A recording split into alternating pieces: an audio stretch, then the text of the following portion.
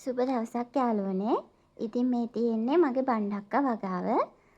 මං බණ්ඩක්ක වගාවේදී බීජ පැළ කරගන්නේ කොහොමද?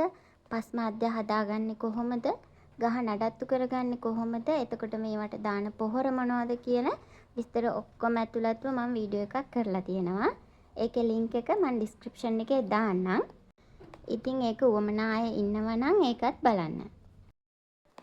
ඉතින් මගේ බණ්ඩක්ක ගස් ටිකේ දැන් කපා ගන්න පුළුවන් ප්‍රමාණය කරල් ටිකක් හැදිලා තියෙනවා.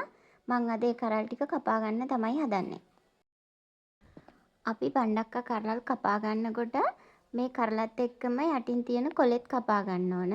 මෙන්න මේ විදිහට කරලයි කොලේ දෙකම කපා ගන්න ඕන. අපි ඒ කොලේ කපා ගන්නේ බණ්ඩක්ක කරල කපා ගත්තට පස්සේ ගහට ඒ කොලේ වැඩක් නැති නිසා. එතකොට තමයි අනික් කරල් හොඳට වර්ධනය වෙලා හැදෙන්නේ.